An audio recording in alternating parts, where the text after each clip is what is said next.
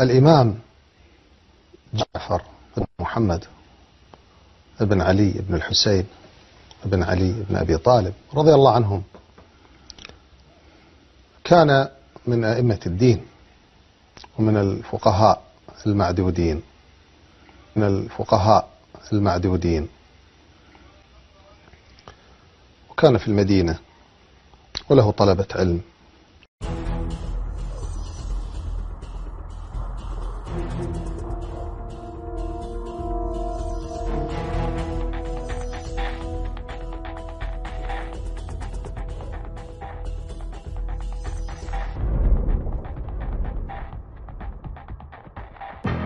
جعفر ما عنده، لا عنده تلاميذ ولا عنده مذهب ولا سئل عن شيء.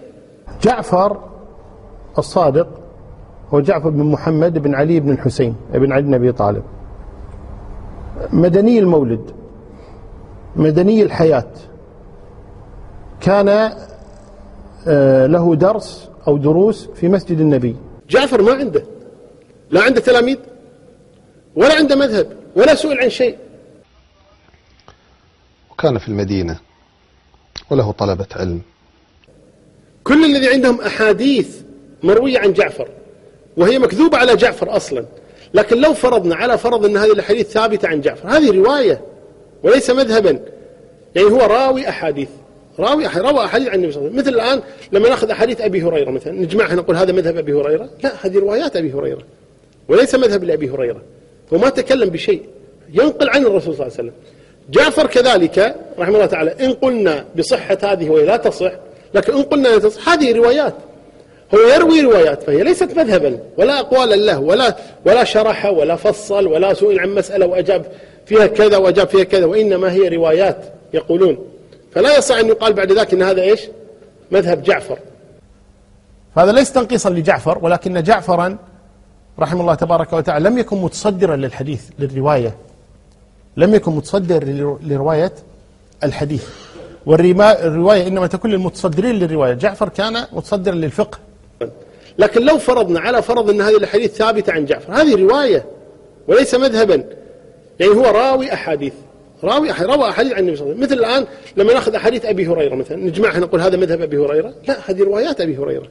كالشافعي، كأبي حنيفة، كانوا متصدرين للفقه، يعني يحدثون الناس، يشرحون لهم أحاديث النبي صلى الله عليه وسلم، الأحكام، التفسير وما شابه ذلك من الأمور. فلم يكن جعفر محدثا رضي الله عنه، لم يكن متصدرا لهذا الأمر، لذلك لم يرويا عن جعفر.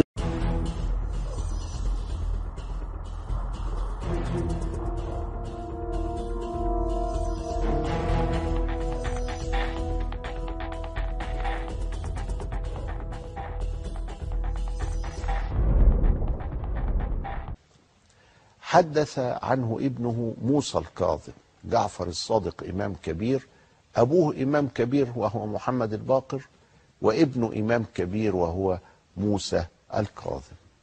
حدث عنه أيضا يحيى بن سعيد الأنصاري، أخرج له البخاري.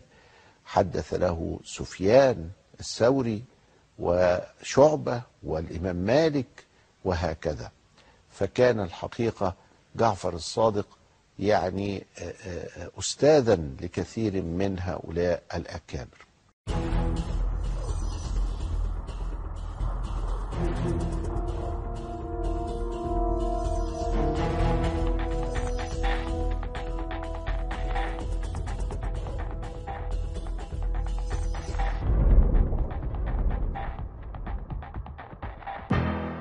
وكلهم بلا استثناء متهمون بالكذب، خاصة الكبار منهم الذين يروون عنه الآلاف المؤلفة، كزرارة بن أعين وبريد بن معاوية وأبي بصير ومحمد بن مسلم والجعفي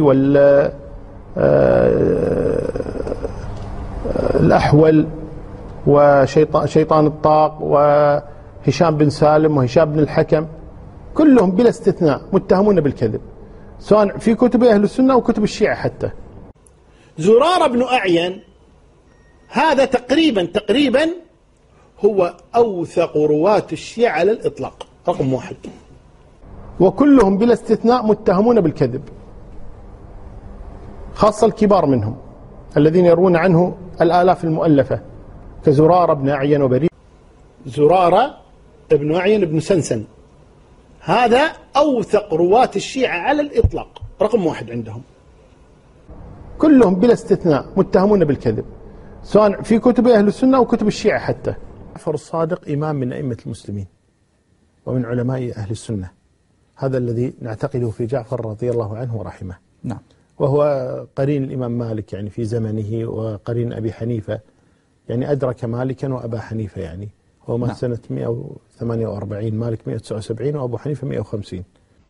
الحديث عن جعفر الصادق لا ينتهي، يكفيه أنه أستاذ أبو حنيفة وأستاذ كثير من أئمة المسلمين من الفرقتين، وهو معظم عند الجميع. وهو أدرك هذين الإمامين، أو أدركه هذان الإمامان. فالإمام جعفر هو من أئمة أهل السنة وعالم من علمائهم. ويقول عنه صاحب المذهب الحنفي أبو حنيفة النعمان بن ثابت رحمه الله لما سئل عنه يقول: ما رأيت أحدا أفقه من جعفر بن محمد. ولا أقوال له، ولا شرح ولا فصل ولا سئل عن مسألة وأجاب فيها كذا وأجاب فيها كذا، وإنما هي روايات. يقول: إن الناس قد فتنوا بجعفر بن محمد، فهيئ لي أصعب مسائل عندك. يقول: فهيأت 40 مسألة أصعب مسائل في الفقه. يقولون فلا يصح أن يقال بعد ذلك أن هذا إيش؟ مذهب جعفر. أصعب مسائل في الفقه. ثم أتيت أبا جعفر يريد أن يرى علمه، فجعفر يقول: جالس عن يمينه، فلما بصرت بهما دخلتني لجعفر من الهيبة. هذا الآن الإمام أبو حنيفة يقول: ما لم يدخلني لأبي جعفر، هيبة أعظم من هيبة الخليفة. فسلمت فأذن لي فجلست.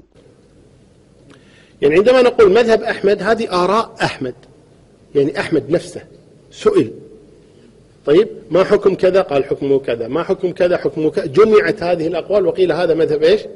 هذا مذهب أحمد. قال الإمام جعفر لأبي حنيفة: ويحك يا نعمان، أيهما أكبر، القتل أو الزنا؟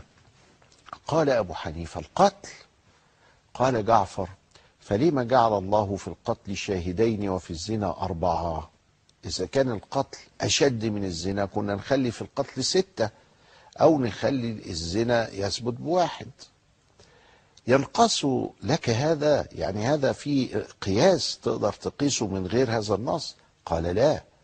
قال جعفر: فأيهما أكبر، البول أم المني؟ قال: البول نجس، لكن المني قد يكون طاهر. قال جعفر: فلما أمر الله في البول بالوضوء وهو نجس، وفي المني بالغسل وهو طاهر عند الشافعي مثلا، أينقص لك هذا؟ قال: لا. قال جعفر: فأيهما أكبر، الصلاة أو الصيام؟ قال: الصلاة دي كل يوم، لكن الصيام ده في رمضان الواجب يعني. قال جعفر: فلما وجب على الحائض أن تقضي الصوم ولا تقضي الصلاة، أينقص لك هذا؟ قال: لا. قال جعفر: فأيهما أضعف، المرأة أو الرجل؟ قال: المرأة. قال جعفر: فلما جعل الله في الميراث للرجل سهمين وللمرأة سهما، أينقص لك هذا؟ قال: لا. قال جعفر: فبما حكم الله في من سرق 10 دراهم؟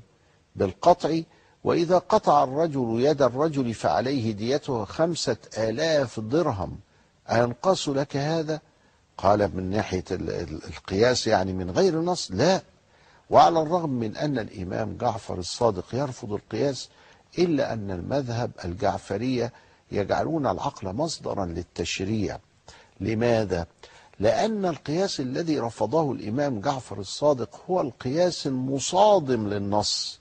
يعني هذه الأشياء لو لم يكن فيها نص لقسناها، لكنه لما ورد فيها النص فلا قياس. ولذلك القاعدة المقررة التي عليها العلماء أنه لا قياس مع النص. جعفر ما عنده، لا عنده تلاميذ ولا عنده مذهب ولا سئل عن شيء.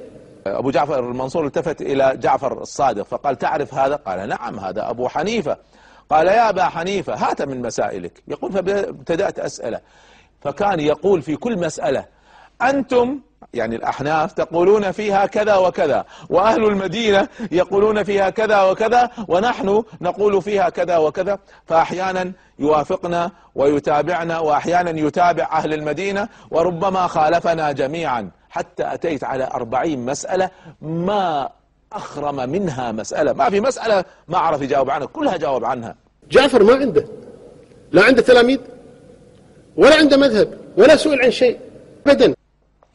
وكان يقول أبو حنيفة: أليس قد روينا أن أعلم الناس أعلمهم باختلاف الناس؟ أعلم واحد ليس الذي عنده العلم، أعلم واحد الذي عنده العلم وعنده علم الآخرين.